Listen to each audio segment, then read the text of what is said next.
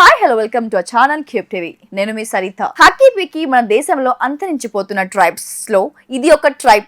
చాలా ట్రైబ్స్ లాగే Hakki picky tribe కూడా గవర్నమెంట్ ని నమ్ముకొని అడవుల్లో నుండి బయటకు వచ్చారు. కానీ అలా బయటకు వచ్చిన వాళ్ళతో చాలా మంది హక్కీ పిక్కీ జాతికి చెందిన వాళ్ళు బయట ప్రపంచంతో పోటీ పడలేక చాలా కష్టాలు పడ్డారు. అయితే వాళ్ళు ఆ కష్టాలకి లొంగిపోలేదు. అడవి నుండి బయటకు వచ్చేసిన అదే అడవిని నమ్ముకొని జీవనం కొనసాగించడం ప్రారంభించారు. అయితే రీసెంట్ గా ఈ Hakki picky tribe global news లో నిలిచింది. ఏకంగా మన దేశ ప్రధానమంత్రి వెళ్లి ఈ ట్రైబ్ ని కలిశారు. ఎందుకు నరేంద్ర మోడీ గారు ఈ ట్రైబ్ వాళ్ళని కలిశారు? ఎందుకు ఈ ట్రైబ్ వాళ్ళు గ్లోబల్ న్యూస్ లో నిలిచారు? అసలు హక్కీ పిక్కీ అంటే ఎవరు? వీళ్ళు ఎక్కడి నుంచి వచ్చారు? వీళ్ళకి సంబంధించిన అన్ని డీటెయిల్స్ ఈ వీడియోలో తెలుసుకుందాం. హక్కీ పిక్కీ అనేది కర్ణాటకకి చెందిన ఒక ట్రైబల్ కమ్యూనిటీ. కన్నడలో హక్కీ అంటే బర్డ్, పిక్కీ అంటే క్యాచెస్. సో ట్రెడిషనల్ గా వీళ్ళు బర్డ్ క్యాచెస్. వీళ్ళు చేసే పనియే వీళ్ళకి పేరుగా మారిపోయింది. హక్కీ పిక్కీ అనేది సెమీ నామిడిక్ షెడ్యూల్ ట్రైబ్. నామిడిక్ అంటే సంచరించే వాళ్ళు, సెమీ నామిడిక్ అంటే తరచుగా కాకుండా అప్పుడప్పుడు సంచరించే వాళ్ళు అని అర్థం. హక్కీ పిక్కీలు గుజరాత్ ఇంకా రాజస్థాన్ కి చెందిన వాళ్ళు. వీళ్ళు ఆంధ్రప్రదేశ్ మీదుగా సౌత్ ఇండియాకి వచ్చి కర్ణాటకలో సెటిల్ అయ్యారు. ఈ ట్రైబ్ వాళ్ళకి లెజెండరీ రణప్రతాప్ సింగ్ తో యాన్సిస్ట్రల్ రిలేషన్ ఉందని రూమర్స్. 2011 సెన్సస్ ప్రకారంగా హక్కీ పిక్కీల జనాభా వచ్చేసి 11,892. కర్ణాటకలో సెటిల్ అయ్యాక హక్కీ పిక్కీలు గుజరాతీ, పాన్వర్, కలివాలా, మెవారస్ అనే 4 తెగలుగా విడిపోయారు. 1960లో కర్ణాటక గవర్నమెంట్ రిహాబిలేషన్ డ్రైవ్ పేరుతో ఈ హక్కీ పిక్కీ ట్రైబ్ ని కర్ణాటక అడవుల నుండి బెంగళూరు, మైసూర్, హసన్ లాంటి సిటీస్ లోకి వీళ్ళని తీసుకుని వచ్చింది. పేరుకు అయితే గవర్నమెంట్ వీళ్ళని అడవుల నుండి బయటకు తీసుకుని వచ్చింది. కానీ పునర్వాసం అనేది పెద్దగా వీళ్ళకి అందించలేకపోయింది.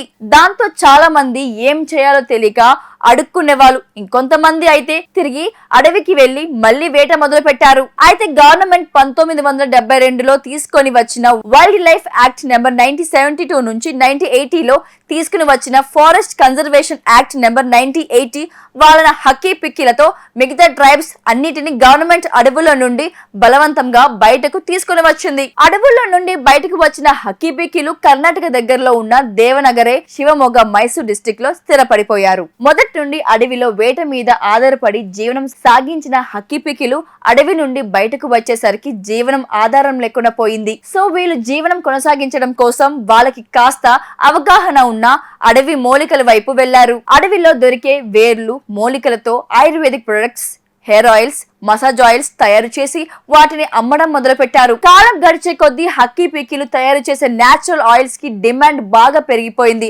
దీనికి కారణం వీళ్ళు తయారు చేసే పద్ధతులు. ముఖ్యంగా హెయిర్ ఆయిల్స్ ని వీళ్ళు ఇళ్లలో తయారు చేస్తారు. అది కూడా అడవుల్లో దొరికే 108 వనమూలికలు వేసి తయారు చేస్తారు. ఈ ఆయిల్స్ లో ఎటువంటి కెమికల్స్ యాడ్ చేయరు. ప్లస్ వీటి వలన ఎటువంటి సైడ్ ఎఫెక్ట్స్ కూడా ఉండవు. జస్ట్ అడవుల్లో దొరికే మూలికలను తీసుకువచ్చి వాటిని కోకోనట్ ఆయిల్, క్యాస్టర్ ఆయిల్ లో మరిగిస్తారు. ఆ తర్వాత వచ్చిన ఆయిల్ ని బాటిల్స్ లో ప్యాక్ చేస్తారు. అంతే, సింపుల్.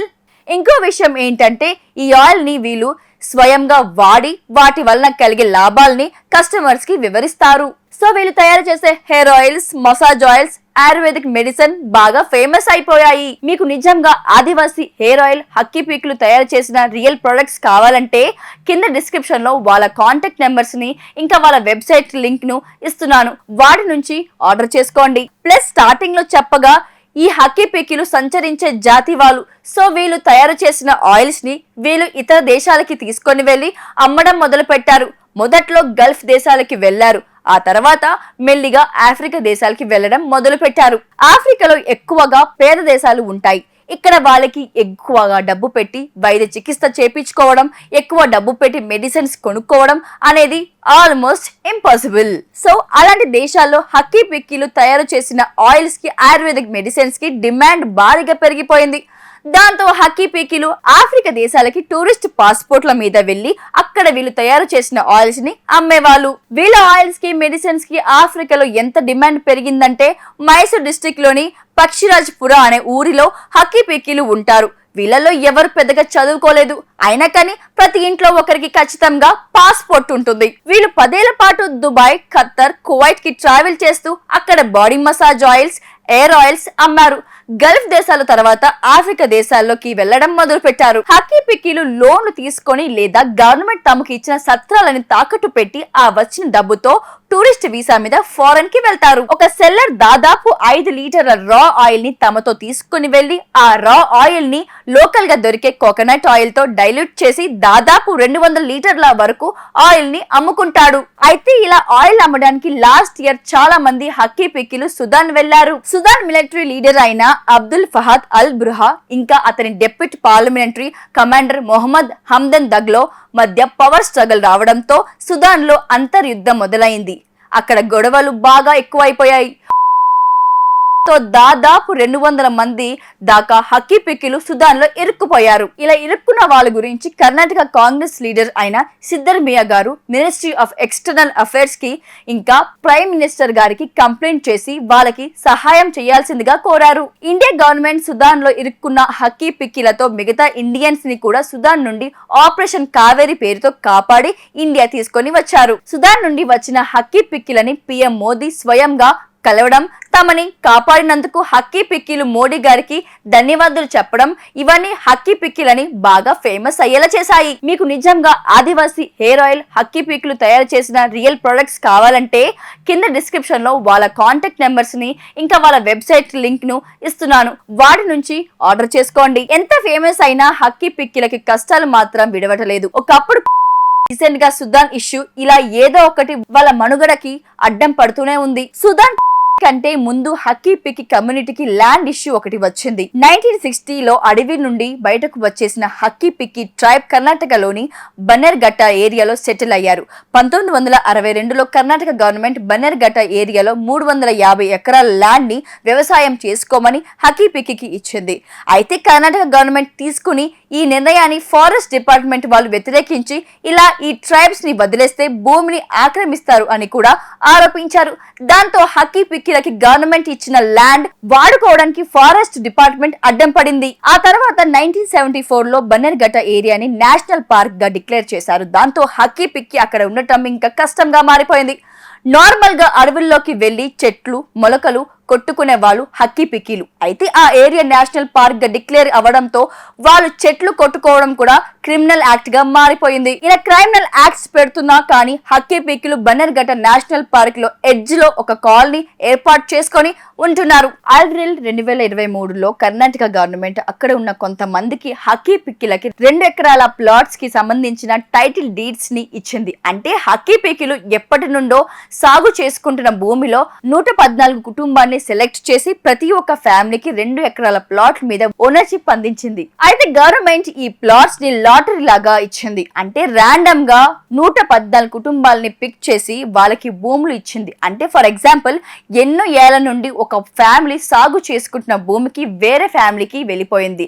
దీని వలన కమ్యూనిటీలో చాలా గొడవలు వచ్చాయి. పైగా 114 కుటుంబాలకి ఇచ్చి మిగతా వాళ్ళకి ఎందుకు ఇవ్వలేదు అంటే దాని మీద గవర్నమెంట్ క్లారిటీ ఇవ్వలేదు. ఇవి చాలా అన్నట్టు హక్కీ పిక్కిలు ఎంతో కష్టపడి తయారు చేసే ఆయిల్స్ ని ఇప్పుడు మార్కెట్ లో ఫేక్ చేసి అమ్ముతున్నారు. హక్కీ పిక్కిలు తయారు చేసే ఆయిల్స్ మీద వాళ్ళకి ఎటువంటి పేషెంట్ రైట్స్ లేవు. వాళ్ళు పెద్ద పెద్ద యాడ్స్ కి కూడా ఇవ్వలేరు. జస్ట్ వాళ్ళ ప్రొడక్ట్ ని నమ్ముకుంటున్నారు.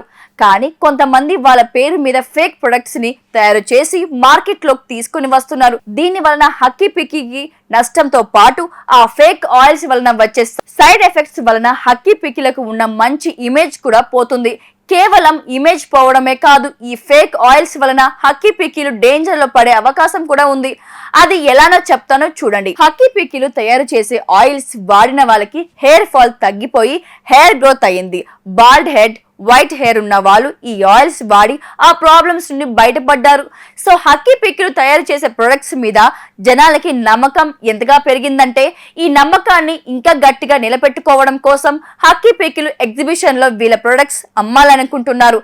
కానీ ఆన్లైన్ మార్కెట్ లో హక్కీ పిక్కిల పేరుతో చాలా ఫేక్ ప్రొడక్ట్స్ వస్తున్నాయి. ఈ ఫేక్ ప్రొడక్ట్స్ వల్ల నష్టం అయిపోయిన వాళ్ళు ఈ ఎగ్జిబిషన్ లోకి వచ్చి ఆ ఫేక్ ప్రొడక్ట్స్ తో ఎటువంటి సంబంధం లేని హక్కీ పిక్కిలను క్వశ్చన్ చేస్తున్నారు.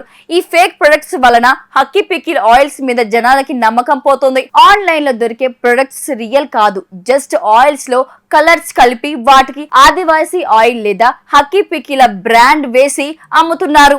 ఎక్కడ దాకా ఎందుకు, మీరు యూట్యూబ్ లో ఆదివాసీ హెయిర్ ఆయిల్ అని కొడితే ముందుగా బై 1 get 1 ఆఫర్స్ తో ఆయిల్స్ చూపిస్తారు. ఇవి కూడా ఫేకే. సో కస్టమర్స్ కొంచెం జాగ్రత్తగా ఉండాలి. మీకు నిజంగా ఆదివాసీ హెయిర్ ఆయిల్, హక్కీ పీకులు తయారు చేసిన రియల్ ప్రొడక్ట్స్ కావాలంటే కింద డిస్క్రిప్షన్ లో వాళ్ళ కాంటాక్ట్ నెంబర్స్ ని ఇంకా వాళ్ళ వెబ్సైట్ లింక్ ను ఇస్తున్నాను. వాటి నుంచి ఆర్డర్ చేసుకోండి. హక్కీ పీకులు చాలా సింపుల్ మనుషులు, కష్టపడతారు. అడవి ద్వారా వాళ్ళకి లభించిన జ్ఞానంతో జీవితం సాగిస్తారు. ఇన్ఫాక్ట్ వాళ్ళ పేర్లు కూడా చాలా సింపుల్ గా, చాలా డిఫరెంట్ గా ఉంటాయి. Congress, compound, Viman, deluxe, Japan, service, cycle Rani, English, Mysore park, military ఇలా ఉంటాయి వాళ్ళ పేర్లు. వాళ్ళ లైఫ్ స్టైల్ కూడా చాలా సింపుల్ గా ఉంటుంది. ఇంత సింపుల్ లైఫ్ స్టైల్ ఉన్నా కానీ హక్కీ పిక్కీలు ఇంకా వాళ్ళ లివింగ్ ని ఇంప్రూవ్ చేసుకోలేకపోతున్నారు. గవర్నమెంట్ కొంతవరకు ట్రై చేసినా ఇంకా చాలా చేయాల్సి ఉంది. వాళ్ళ లైఫ్ ఇంప్రూవ్ అవ్వాలని మనం అనుకుంటే వాళ్ళ ప్రొడక్ట్స్ ని సపోర్ట్ చేస్తే చాలు. మీకు నిజంగా ఆదివాసీ హెయిర్ ఆయిల్, హక్కీ పీకులు తయారు చేసిన రియల్ ప్రొడక్ట్స్ కావాలంటే కింద డిస్క్రిప్షన్ లో వాళ్ళ కాంటాక్ట్ నెంబర్స్ ని ఇంకా వాళ్ళ వెబ్సైట్ లింక్ ను ఇస్తున్నాను. వాటి నుంచి ఆర్డర్ చేసుకోండి.